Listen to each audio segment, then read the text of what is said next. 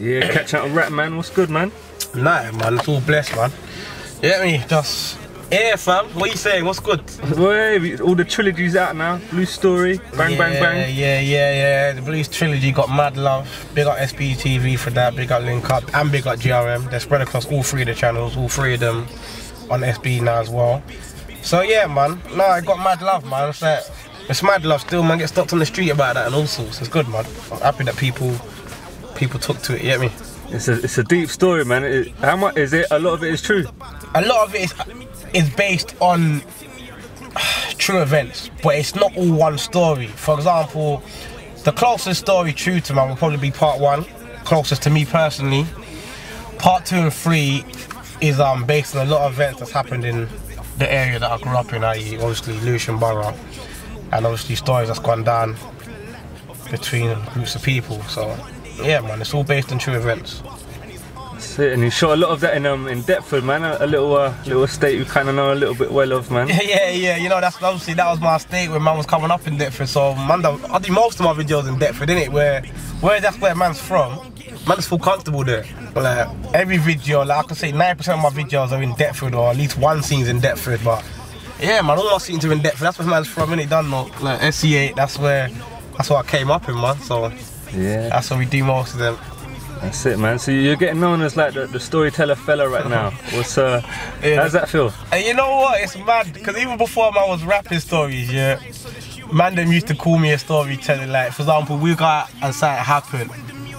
Man them will start telling the story. They were like, nah, man, let Rapman tell it, man. You don't come on, you don't tell the story, right? And even from then, before I was rapping, man would always put a DL in the story. I'd be like, yeah, man. Man thought he was bad, so man hit him there, and man backed out the ting. But when he backed out the ting, man's heart went nuts. I'm thinking, man was just always exaggerating the ting. So from way back, the man them been calling me a storyteller. So it's funny now that supporters see my music and call me the storyteller. I suppose it's just a gift I've always had to tell. If I'm gonna tell a story, I'm gonna tell it properly, kind of thing. So yeah, so it's a good look, man. It's a good look. I don't see no one else really telling stories in the UK. So I suppose it's a little niche that I'm gonna explore a little bit more. Do you think that's what the scene's missing? Like some more creativity? You know what? I slightly do feel like there's not a lot of creative artists. Like you see, man's out here doing a lot of the stuff that these rappers are talking about, but I can't hear that shit every day. Like, so I would like to hear a bit more personal stuff about the rappers, other than just what they do for a living and how they've handled their beef. I would like to see something different, like to hear about man's wifey or his baby mother or his son even, or his relationship with his brother. Me personally, that's the type of music I like. I like music that's a bit more personal, innit? And they do it in a way creative. That's why when I've done the Blue Stories, I made sure I was gonna do it in a way where it's like a movie. So you're not just, it's more than just the audio. You're gonna actually watch this and get sucked in like you're watching a film. So that's what I like. Yeah, I like seeing things that are a bit different. So I feel like I would be happy if more artists done it, like all the artists that are doing their thing to show more creativity. But everyone's different, innit, I suppose. Yeah. So what was it like then? Was it like easier or harder than you thought, like to pull off this trilogy? You know what? When I done the first one, once I started on it, it kind of just started writing itself. Because I told you that one was kind of close to home. But what it was after the first one, there was so much pressure on the second one, that I wrote that one kind of quicker than the first one. So I didn't think it was going to be up to par. So when that came out, I was proper nervous, like, oh, people are going to think this is shit. Because for some reason, when I started writing that, I started flying like easy. But then the third one though, second one came out, it got love, so I'm happy about that. The third one, I've never felt so much pressure to write a song in my life. People saying, why did it take so long? More time, because the pressure was too much. Every time I started it, I thought, nah, this is shit, they're not gonna like this. This don't even make sense. This is dead.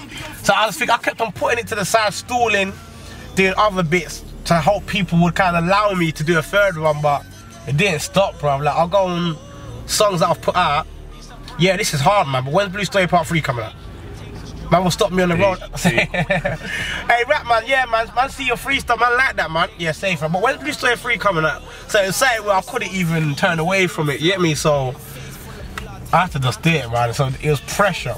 It wasn't really hard, it was just pressure. But even when I done Part 3, normally I don't even send the songs to no one before they come out, but I have to send the song to my brother and a couple other people to say, what, is this up to par? And obviously I got the cold sign from everyone that heard it saying, this is fire, this is mad, this is better, probably better than all of them. So I thought, ah, cool, let's just run with it, see how it goes. And it came out, and yeah, man, the supporters weren't disappointed, so that was the most important thing, you get me? Because like, I came down for like when you're shooting the first one, and like you went in, like you did more than just write the song, man. He's like you produced it, innit? You got all the actors, you wrote down all the scenes. Yeah, literally, it wasn't just the song wrote, and it wasn't just me paying the video man to film it. It was literally me bringing together a cast that could gel. Like, they needed to look a certain way, act a certain way, and it was a production. It was like I put it on a film, and since doing it, I thought a lot more about making films now, because I thought I can do it. But obviously I'm not going to take away nothing. The actors came with their job, they were hard, they were sick as well, because they all came from far and wide to be a part of it. And Blue Story 1, no one knew it was going to go. I had like 500 followers on Twitter when I put out a casting to turn up to Blue Story to do a video. No one knew it was going to be, so they all came in, and they was, yeah man, it blew up, brother. And obviously Chas, the director, he came and brought his creative angle to it. So between his creative angle and my vision for it and the actors, yeah man, we came together as one and made something powerful. But I just want to say big up to all the cast, because obviously come Blue Story 2 and 3, I had like everybody saying that they wanted a part in it. But part 1, literally 500 followers on Twitter, very, very unknown. Like, I'm still kind of unknown now, but very, very unknown at them times. So when I turned up, because I got there late, you got there before me. Yeah. When I turned up and I saw the amount of actors there, unpaid work. Like, it wasn't like I said every person here is getting £100. Literally, it's unpaid work. Unknown artists turn up for a music video, and all the youths that were there, like from West London, North West London, some from Luton, all just coming to just be a part of something that they know nothing about for no money. So big up all the actors in part 1. I ain't got everyone's contact details from part 1, so if you're watching this, all the actors from part 1, big up. All the actors that done part 2, big up. All the actors in part 3, big up. All the cast that helped me on that, man. So yeah man, I was happy about it. It was a good project. Yeah, that main actor, man, was it Timmy? Yeah, Sylvester. Yeah. Wow. Yeah, he's actually pursuing acting a lot more since then. Like, I know he goes to drama school now, and he's taking it serious. So yeah man, big up Sylvester, big up all the actors, man. I'm not even gonna single no one out, but yeah, big up them all. Oh, yeah, that's it, man. So any more plans to like do any more like Lewisham stories? Like, you reckon this borough's got some stories to tell? Cause there's so many stories from this borough. Oh man, there's so many stories to tell for the Lewisham borough. I need to tread carefully, because not every issue's been resolved. You know what I'm saying? Like, there's so many stories I can tell, but I don't want to do it in a way where people think I'm dry snitching. So I don't know, some stories ain't ready to be released yet, because they ain't been resolved. So man ain't gonna get no one into trouble, and I don't do no dry snitching. So, but there is many stories to tell from the borough. If you're from the ends, you already know how much shit goes on here, man. All that snakiness, all that behind the back shit, all that lining your own brethren, like all the stuff you saw in part 3, that shit goes down out here, you get me? So yeah man, I've got a lot more stories to tell, but I will be telling some other stories though. Don't get it twisted. Like, I've got a couple story things coming out over the next few months, so stay locked. You're gonna see the levels of this storytelling, how deep man can really take it. Yeah, bang.